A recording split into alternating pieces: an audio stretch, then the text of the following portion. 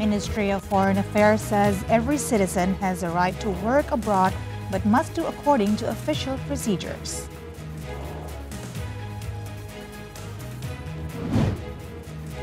State-owned railway operator says foreign tourists become more enthusiastic in using trains thanks to improvement in services and connectivity.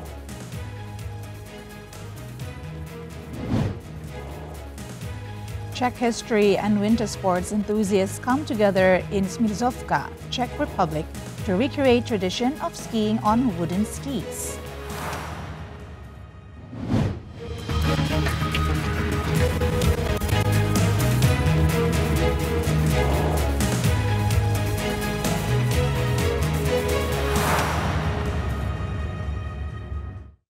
Hello and welcome to World Today right here on TVRI World. We're airing live from Jakarta to deliver news from Indonesia and all around the world. I'm Siska Becker. Let's begin with our first report. U.S. President Donald Trump repeated his support for Israel's next actions in Gaza. Trump said he told Israeli Prime Minister Benjamin Netanyahu to do whatever you want as hostage releases between Hamas and Israel were negotiated. Hamas released 3 hostages on Saturday, February 15, before a key deadline. I told Bibi, you do whatever you want because, my statement was they got to come back. Now, the reason I made that statement because they said they weren't going to deliver, they were not going to deliver the people that they said they were going to deliver, that they agreed to deliver. And they did agree to do that, but they broke that agreement. When I made the statement, they delivered everybody plus an American. Now, the good news is they look like they're in pretty good shape because the people from the week before didn't look like they were in good shape. They looked like Holocaust survivors, frankly. Horrible. Whatever happened to them was horrible. But that'll be up to Israel what the next step is in consultation with me. Trump's comments come as Netanyahu repeated his support of Trump's plan to resettle Palestinians from Gaza. Trump's call for Palestinians to emigrate from Gaza, including to Egypt and Jordan, has been widely condemned, with some critics saying that it amounted to ethnic cleansing. In a recent social media post, Donald Trump echoed Napoleon Bonaparte as he signaled continued resistance to limit on his executive authority in the face of multiple legal challenges, writing, "He who saves his country does not violate any law." Next item, sir, is a freeze on all federal hiring. Trump has made broad assertions of executive power that appear headed toward U.S. Supreme Court showdowns. He has pushed through massive changes to the U.S. government, demanding federal employees come back to work in offices or quit, seeking cost and job cuts and trying to shut down agencies such as the U.S. Agency for International Development. Some lawsuits accuse Trump of usurping the authority of Congress as set out in the U.S. Constitution, and several court rulings have put a hold on the administration's ability to carry out its agenda. I think a lot of what President Trump is trying to do is really what I describe as performative. It's meant to sort of appease the base. It's meant for political reasons, to kind of show the base, hey, I hear you, and I'm trying to do what you want me to do. But that's independent from the law.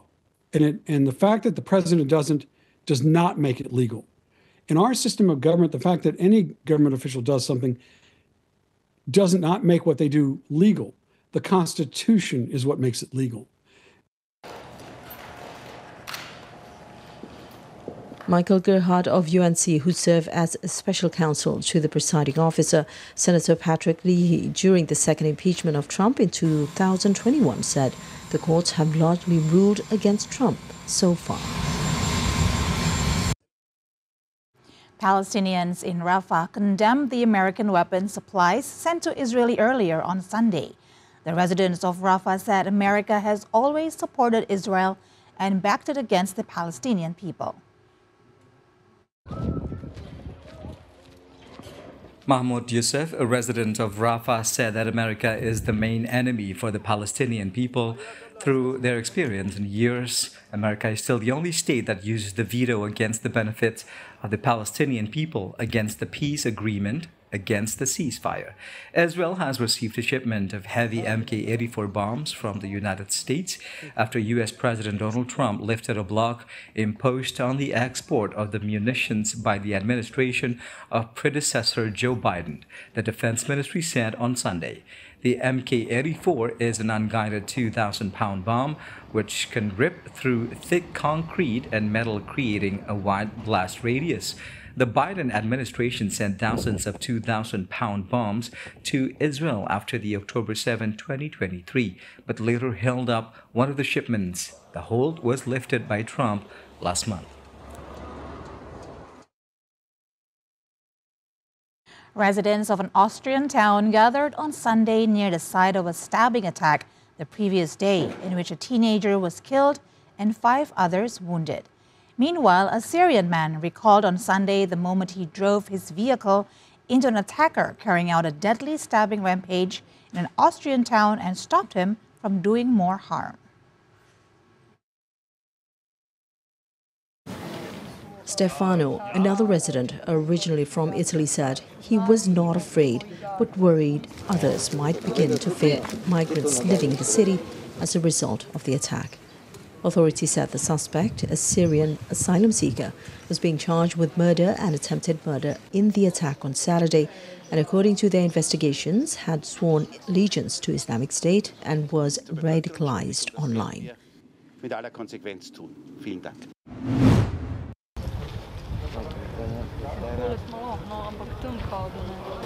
And also Alaidin Al-Halabi, a food delivery driver who left Syria in 2015 and moved to Austria, said he was making a delivery on Saturday when he drove past the attack in the center of the town of Villach and quickly realized something was wrong. A 14-year-old boy was killed and 5 others were wounded in the attack. Authorities said the suspect is an asylum seeker, also from Syria. No harm would have been done had it not been for Al-Halabi, authorities said. Relatives of stampede victims at India's New Delhi railway station went from hospital to hospital in search for their loved ones and family members on Sunday.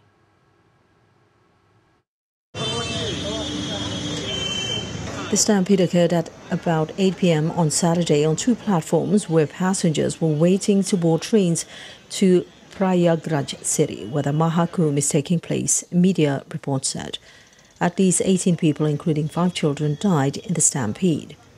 The youngest of the victims was 7 years old and the oldest 79, according to multiple media outlets citing a list provided by police. All but 4 of the 18 people named were female. More than a dozen of the injured are being treated in local hospitals, media reports said. The tragedy comes weeks after dozens of people were killed in a pre-dawn stampede at the Mahakumbh in northern India, as tens of millions of Hindus congregate to take a dip in sacred river waters on the most auspicious day of the 6-week festival. India has witnessed several major stampedes, most of which occurred at religious festivals or gatherings. The Vatican confirmed Pope Francis is in stable condition and is receiving ongoing treatment after being admitted to the hospital 2 days ago with a respiratory tract infection.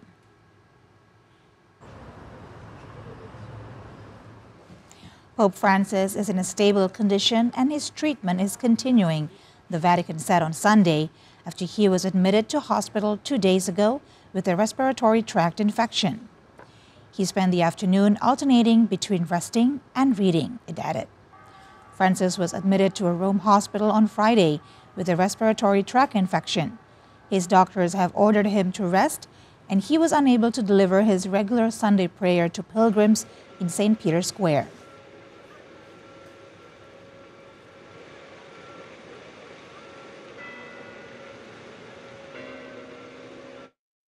Drone views show Rio de Janeiro beachgoers seeking relief in high heat. Meanwhile, heavy rains bring flooding to eastern Kentucky, United States. Temperature in Rio de Janeiro soared to 33 degrees Celsius and a thermal sensation reaching 38 degrees Celsius. Beachgoers were seen relaxing under umbrellas and swimming in the ocean. Dangerous high temperatures over the summer have prompted Rio's government to provide primary care to the population most at risk, such as elderly, children, pregnant women, and people with chronic illnesses. Meanwhile, torrential rain on Saturday triggered flash floods across parts of the southern U.S. states of Kentucky and Tennessee. Webcam video showed flood waters rising along the North Fork of the Kentucky River in Hazard, Kentucky early Sunday morning, partially submerging houses in the vicinity. Local news reported flood warnings will remain in place on Sunday morning. The region is expected to see strong wind gusts as well as snowy conditions toward the afternoon. We'll now take a short break, but when we come back, we'll have more updates from the Munich Security Conference. Don't go anywhere. World Today will be right back.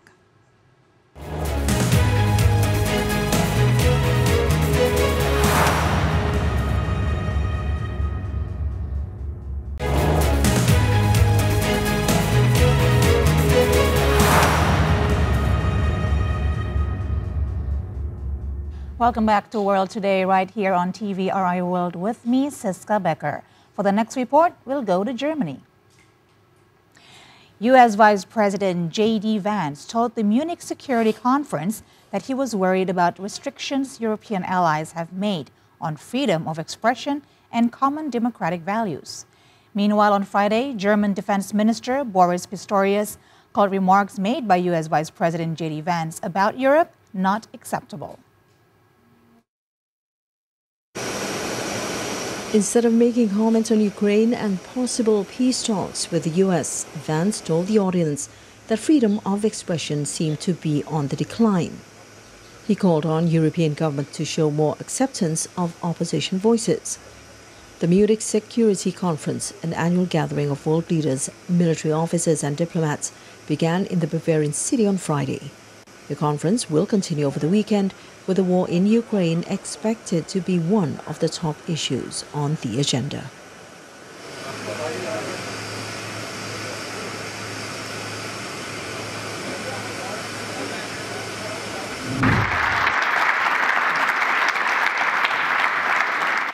Meantime, German Defense Minister Boris Pistorius called remarks made by U.S. Vice President J.D. Vance about Europe not acceptable on Friday. Vance had criticized Europe during a speech at the Munich Security Conference for what he described as censorship of free speech and political opponents. Pistorius said that he strongly opposes the impression given by Vance that Europe was suppressing or silencing minorities. Munich Security Conference 2025 concluded with some stern words from world leaders on the currently ongoing geopolitical tension and wars, most prominently in Middle East and Europe. Rahmat Idris brings us a conversation with Middle East expert attending the summit in Munich, William Wexler. Let's take a look. Mr. William, thank you very much for making the time for TVR World amidst your busy schedule over the Munich Security Conference. On to my first question to you, pertaining to what's been making headlines around the globe in the past week, Donald Trump's plan to relocate Palestinians to other countries outside of Gaza. What do you think is the reasoning behind these propositions from Donald Trump, and how do you think it is perceived by different stakeholders?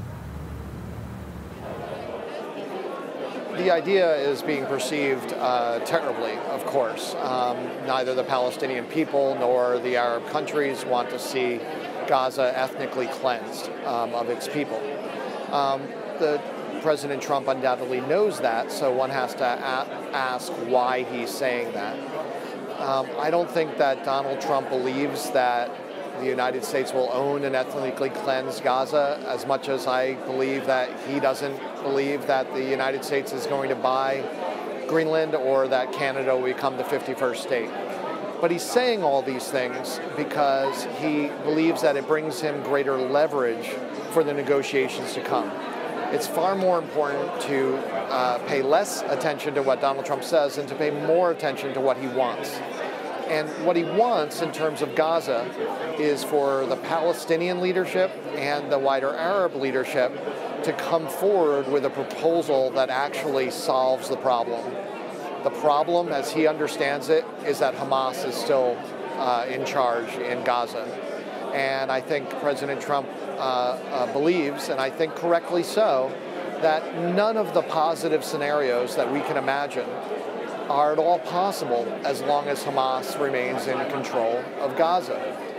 So he's looking for the leadership of the Arab world to solve that problem. What he's saying to them, in effect, is if you don't like this idea, then you come up with another idea. Well, it's obvious from the get-go that the leaders of Jordan and Egypt have both expressed their rejections to Donald Trump's idea of the relocations. However, do you think it will have its own distinctive implications with these proposals to the region of Middle East, and in particular these two state countries? You know, there are a couple of implications. The first is the negative one of normalizing questions like ethnic cleansing. We don't want to see that. But the more positive one is to try to encourage the Arab world to come up with a better solution. To date, what you only hear from the Arab world is a reference back to the Arab Peace Initiative, which would offer normalization to Israel in return back to the 67 borders. Unfortunately, that proposal was out of date the moment that it was said, and it is still tremendously out of date. That's not what President Clinton discussed with Yasser Arafat in 2000. It's not what President George Bush discussed in 2008, and it's not what President Trump proposed with his deal of the century during his last administration. What he wants, I think, is for the Arab world to start engaging on what kinds of solution might actually be possible for a two-state solution, instead of hiding behind the Arab Peace Initiative. That's what I think President Trump is thinking about. Well, is there any specific regulations and legal frameworks for Donald Trump to propose this idea on behalf of the U.S., referring to U.S.-owned domestic policies and international law? Yeah, no, there's nothing in international law that would support ethnic cleansing. There's nothing in U.S. law that would support ethnic cleansing. Again, we should spend less time thinking about what he says and more time thinking about what he wants. I do think that the leaders of the Arab world have started to think in that direction, and they're going to get together just in a week or so, a little more, to start to discuss what a new joint Arab proposal might look like. It's not going to look like the important but small proposals like what the King of Jordan did about bringing in 2,000 children for humanitarian purposes, which is entirely welcome. Nor is it going to be about a nuance of how we get to the second phase of the ceasefire agreement.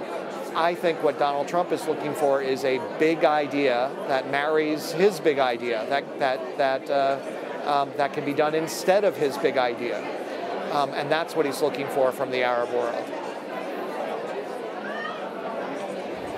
Well, a lot of world leaders have expressed also their rejections to this idea. Saudi Arabia has said over and over again, we should not interfere with the rights of Palestinians.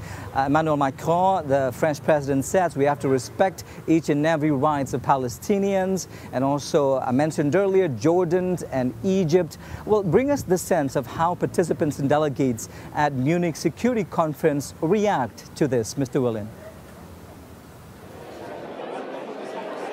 There's universal condemnation of the idea that the United States would abet in the ethnic cleansing of Palestine. I don't know of any other country except for Israel that would say anything positive about this idea. But again, I think that Donald Trump anticipated that. And what he's looking for is, if you don't like this idea, what's your idea instead? You know, what we've heard is that Saudi Arabia, for instance, in order to normalize with Israel, requires Israel to commit to a time-bound, irreversible path to a Palestinian state. In effect, what Donald Trump is saying is, please tell us what that looks like. What is that Palestinian state? What's the nature of the state? What's the time? What's the path? Instead of being passive about this, let's get a proposal from the Arab world, and especially from the Palestinian side. We've gone through this process through multiple presidents, multiple administrations, in earnest now for about 30 years. To date, there has not been one proposal put on the table from the Palestinian side. The Palestinian side has only been reacting to proposals put down by the United States or put down by Israel. I think what Donald Trump wants is a proposal from the Palestinian side, a proposal that the Arab countries could get behind. That's what he's looking for. What's even more crucial, Mr. William, is the fact that the ceasefire between Israel and Hamas is still, for lack of a better words, is still on the horizon right now, as people are looking at the possibility of one of these parties not abiding to agreements when it comes to returning the refugees. So how do you think it will unfold when it comes to holding on to the ceasefires that has been agreed between Israel and Hamas? I think it will proceed the way it always has proceeded, with both sides threatening to undo agreements, both sides walking up to the deadlines, in fact walking past the deadlines, both sides putting public positions that are really speaking to their own audiences, and then hopefully, with the help of the United States and other Egypt, Qatar, and others that are involved in this, coming to decisions that continue the ceasefire process. That's what we saw in the last couple of days. I would anticipate the hostages exchanges that were supposed to take place on Saturday to take place at the end of the day. And then we'll be looking for the next week where this whole process will start over again. We should expect this to happen again and again and again. Hopefully, it brings us to the end that we can get to the second phase entirely, because the second phase would bring us to a much more stable situation for both Israel and for the Palestinian people. Well, Mr. William, here from Indonesia, we've been paying close attention to what's been transpiring over in Munich pertaining to the security conference with world leaders. And by the minutes we're having this conversation, the Foreign Minister of China, Wang Yi, just finished addressing the audience saying, and I quote, that rivalries between big powers will just result in conflicts, has been proven by the history. Do you think that this is a looming threat for the world? It's a very big threat, and it's a threat that fundamentally is being driven by Xi's government. They've made very clear, very bellicose statements about Taiwan, very bellicose statements about the illegal claims on the South China Sea. They are trying to undo, in effect, the world order that was created after World War II. In this, they share the objective with Vladimir Putin as well. What is, and for the last number of administrations, we've had a common view across Democratic and Republican administrations that we weren't going to allow China to do this, at least not without the United States objecting to it. It is unclear today whether the second Trump administration will continue that policy or will instead try to cut deals. Try to cut deals, of course, in Gaza, try to cut deals in Ukraine, and potentially to cut a deal with Taiwan as well. Well, Mr. William Wexler, Senior Director of An 7 Initiative and Atlantic Council's Rafik Hariri Center and Middle East Programs, thank you very much for your time here on TVA and World. So that's our feed of updates from Munich Security Conference. We'll now take another short break, but we'll come back shortly with more news from Indonesia. Stay tuned to World Today.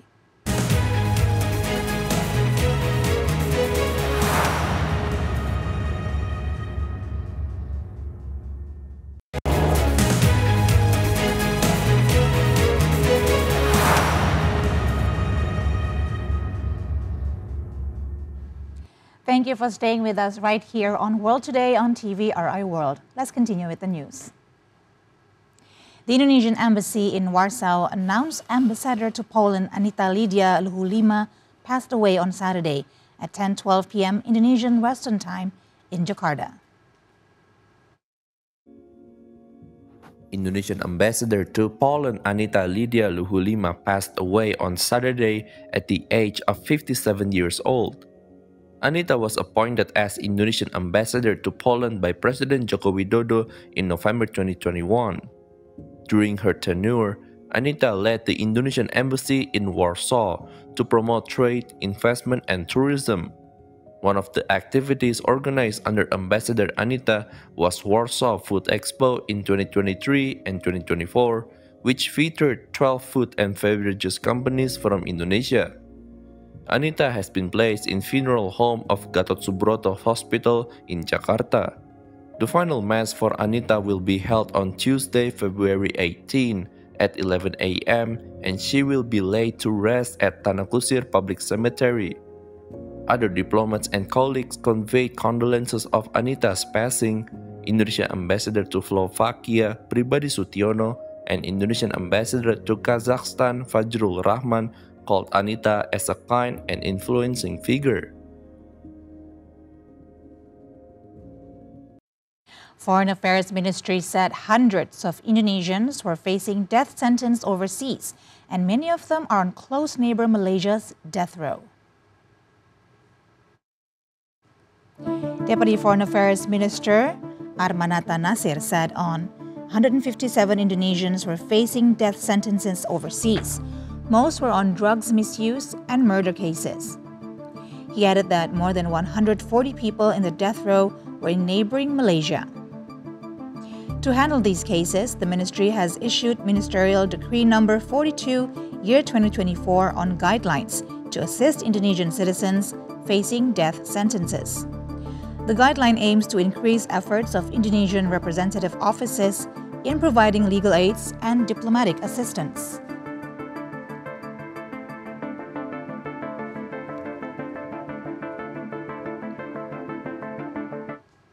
Ministry of Foreign Affairs responded to the trending hashtag of Kabur Aja Dulu, or Just Run Away First, on social media. Director of Protection of Indonesian Citizens, Judah Nugraha, says that every citizen has the right to work abroad, but it's important to do it according to official procedures. Yuda warns of the high risk of working abroad illegally, such as the potential to become victims of online job scams. He calls the public to choose legal and registered channels for their safety and well-being. He highlights the case of 5 Indonesian citizens who were shot by the Malaysian authorities in Selangor, Malaysia in January, and a reminder of the dangers faced by those working illegally abroad. The undocumented individuals had entered Malaysia without the proper permits. The Ministry of Foreign Affairs underlines that working without legal documents can lead to various problems to Indonesian workers themselves, both in terms of security, legal protection, and welfare. The Directorate General of Hajj and Umrah, Ministry of Religious Affairs, has extended the departure confirmation and payment deadline for special Hajj travel costs for 2025. The Hajj Office announced on Sunday that the first stage of confirmation and payment for special Hajj had been carried out between January 24 to February 7. Until the closing date, as many as 11,322 pilgrims had confirmed their departure and settled their payment. However, since there is still remaining quota, the payment period has been extended from February 7 to February 21st, the Hajj Office said. Meanwhile, 3,232 pilgrims were originally in reserve status and had also settled the payment and were included in the special Hajj quota. At present, the remaining quota for special Hajj for 2025 is currently around 1,838 pilgrims. Based on the decree of the Minister of Religious Affairs No. 74 of 2025, this extension is intended to special Hajj pilgrims who experience system failures during the payment, elderly pilgrims' companions, pilgrims who are separated from family members, as well as pilgrims with disabilities and their companions. The register for the special Hajj can be carried out on the regional office of the Ministry of Religious Affairs of the province of their domicile. The government urged the public to remain alert against dengue fever during the rainy season by taking preventive measures, as there have been 6,050 dengue cases and 28 deaths recorded in 23 provinces from the beginning of January to February 3rd.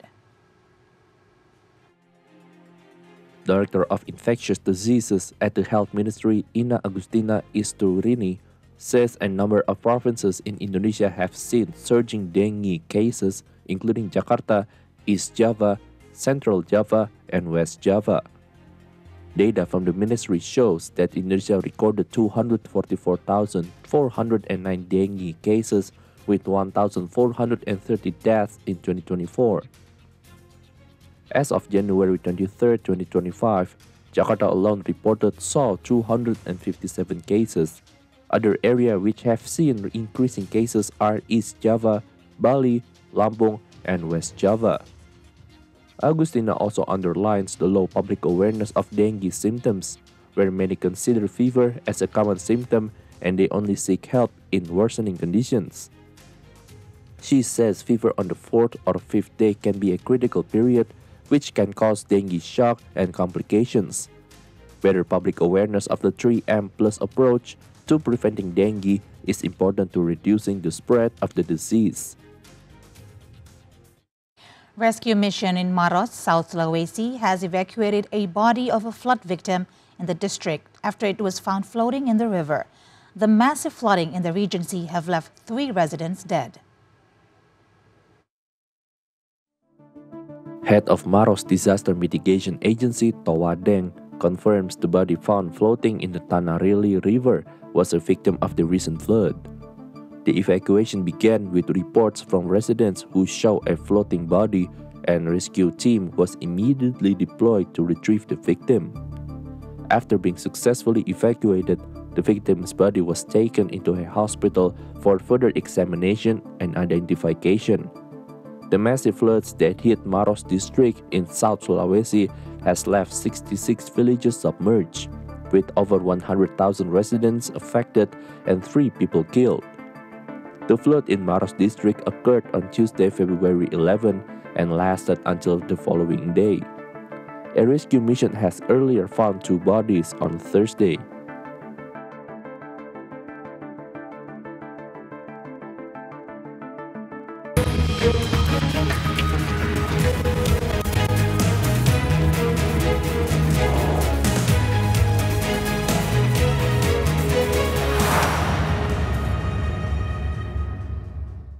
World Today continues with an update from the island of Sulawesi.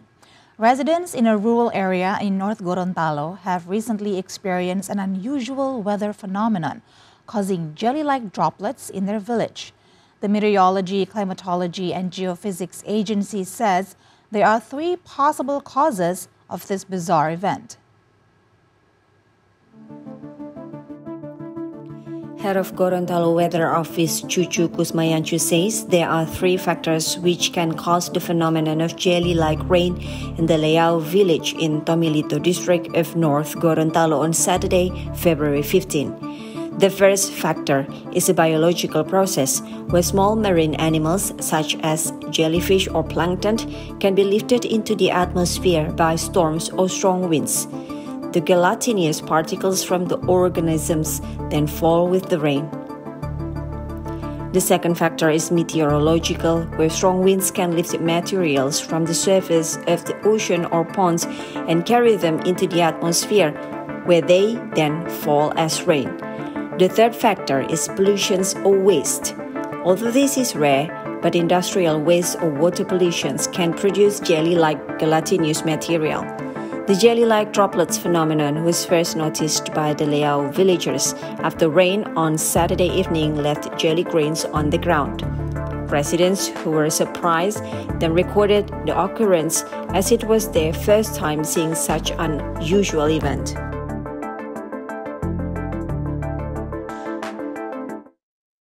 Social Affairs Ministry is providing trauma healing service to children who lost their homes due to fire in Puwatu district in Kendari, Southeast Sulawesi.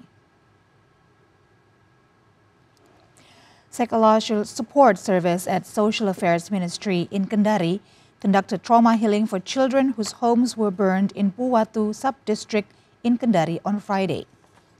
The service aims to help children to get new spirit and tackle the psychological impact caused by the fire. The trauma healing consists of psychological education and various games expected to help children gradually forget the fire incident. The games include snake and ladder, chess, and jump rope. All are designed to divert their attention from trauma and recover their mental condition. The fire, which scorched 26 duplex houses in Puwatu sub-district, was allegedly caused by short circuit and gas stove.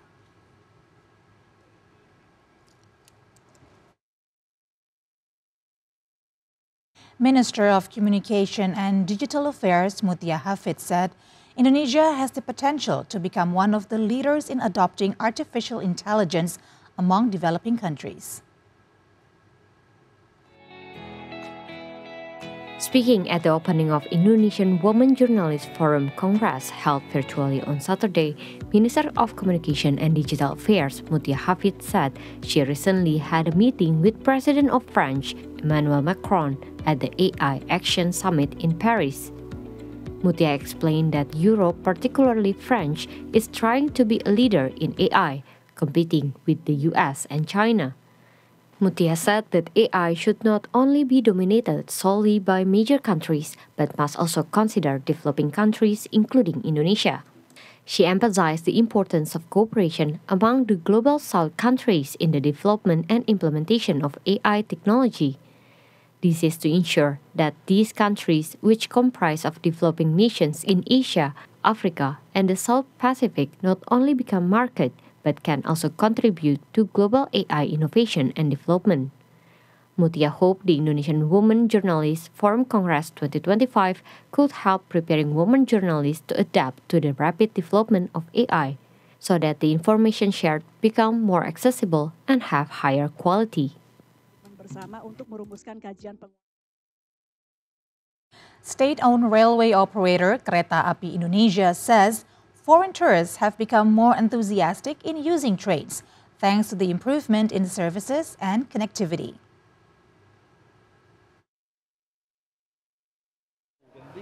The interest of foreign tourists in using trains in Indonesia is steadily increasing. Kereta Api spokesperson Anna Purba said on Sunday in January 2025 there were over 44,000 foreign nationals using trains in Indonesia, which increased by 26.06% compared to January 2024 at some 35,000. Throughout 2024, total passengers of foreign nationals using long-distance train service reached 615,055 people, with the peak in September 2024 at 65,916 people. Kereta Api Indonesia continues to innovate in presenting new generations of train, prioritizing passengers' convenience, including modern facilities such as ergonomic seat, USB charging port, free Wi-Fi, and stylish interior. The company has also improved passenger service through its mobile application and digital payment system. On February 17, 2025, the NE Navy held the 6th International Maritime Security Symposium, or IMSS. Dozens of participating countries attended this International Maritime Security Symposium, which is the largest symposium event held by the Indonesian Navy. The International Maritime Security Symposium, or IMSS, is a biennial event organized by the Indonesian Navy. The symposium was opened by Indonesia's Minister of Defense, Syafri Syamsuddin. It was attended by 39 countries and held at the Mangupura Ballroom, Bali International Convention Center at the Westin Nusa Dua, Bali. It was conducted both online and offline, with 300 personnel participating. Ladies and gentlemen, through this symposium, let us strengthen maritime cooperation with a spirit of mutual respect and mutual benefit.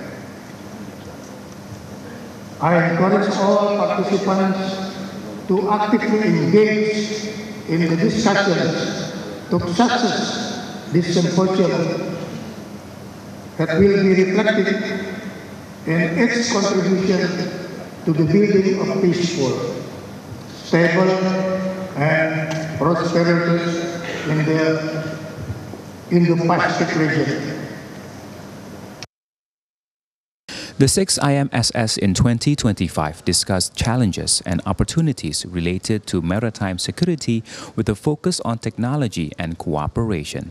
This event is also expected to be a platform for maritime diplomacy, strengthening friendships between countries and advancing multilateral cooperation.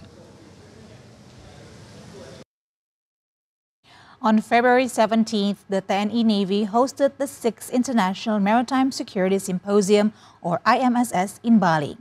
The event brought together representatives from dozens of countries, both in person and online. The aim was to foster maritime diplomacy and strengthen relationships between participating nations. Sesko Satrio has the report. February 17, 2025, the Indonesian Navy, or TNI AL, held the 6th International Maritime Security Symposium, or IMSS. This is the largest symposium event held by the Indonesian Navy, where this activity will provide a forum for participants and delegates to discuss current regional and global maritime issues in various aspects and perspectives. This event is held in conjunction with the multilateral naval exercise Komodo. This will add a new dimension to discussions on global and regional maritime security issues, cooperation between maritime powers, and the accompanying technological developments. Domestic participants in this symposium include the Indonesian Navy, Bakamla, or the Indonesian Coast Guard, TNI Polri, or the Indonesian National Armed Forces, and Indonesian National Police, ministries, institutions, regional governments, academics, and the maritime community. Foreign participants consist of chiefs of Navy, chiefs of Coast Guard, naval attachés, and observers. The purpose of this symposium is to provide a forum for discussion between domestic and foreign participants on global and regional maritime security issues, with a focus on diplomacy, collaboration, and cooperation, as well as the use of technology to address these challenges. It also aims to provide insights for delegates on maritime security policies, cooperation, diplomacy for maritime security stability, and to strengthen relationships between navies and coast guards through the exchange of views and cross-border cooperation. This event featured discussions on critical maritime security issues, namely about the global strategic shifts addressed by the U.S. delegation, which discussed how evolving global dynamics impact maritime security. Then India addressed specific maritime security concerns in the Indian and Pacific Oceans. About the cooperative solutions, the Indonesian Navy, or TNI AL, emphasized enhancing collaboration among maritime powers. Then Australia explored naval diplomacy as a tool for addressing shared challenges. Addressed by Singapore delegates, naval cooperation through education, training, and personnel exchanges were discussed. The Indonesian Coast Guard, or Bakamla, focused on collaboration between navies and coast guards. Then, about technological advancements, the French Coast Guard presented advancements in operational technology for maritime security. And last but not least, Russia delegates discussed the utilization of information technology for maritime security. The organization of the 6th International Maritime Security Symposium is expected to make a significant contribution to the understanding and collective efforts to address maritime security challenges in the era of globalization through technological approaches and international cooperation. Sesko Satrio and Danu Dirja for TVRA World.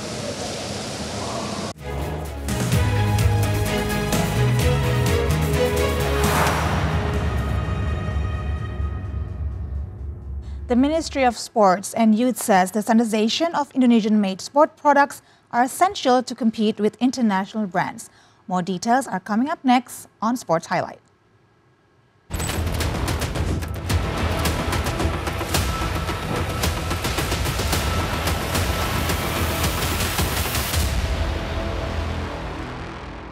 The Minister of Youth and Sports, Dito Aryotejo, says the standardization of Indonesian-made sports products is essential to compete with international brands.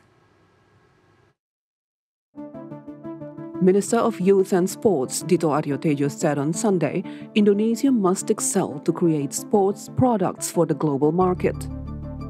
Minister Dito ensured that the Ministry of Youth and Sports will continue to promote international standardization for sports facilities and equipment produced in Indonesia. The minister believed that Indonesia already has sports products with international quality.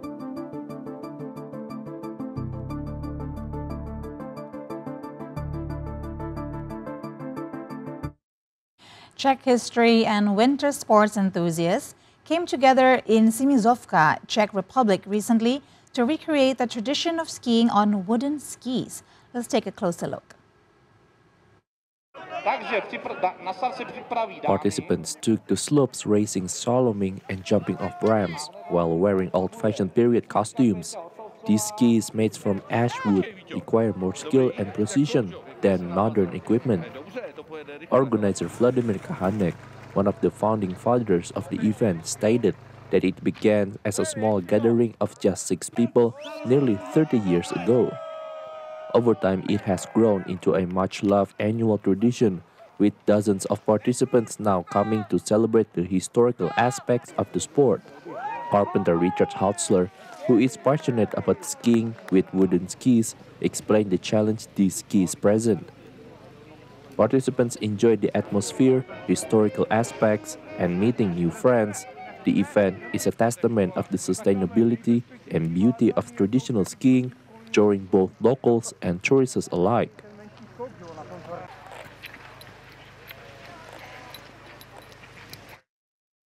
And that ends today's news on World Today. I'm Siska Becker. Thank you all for watching. Until next time, goodbye.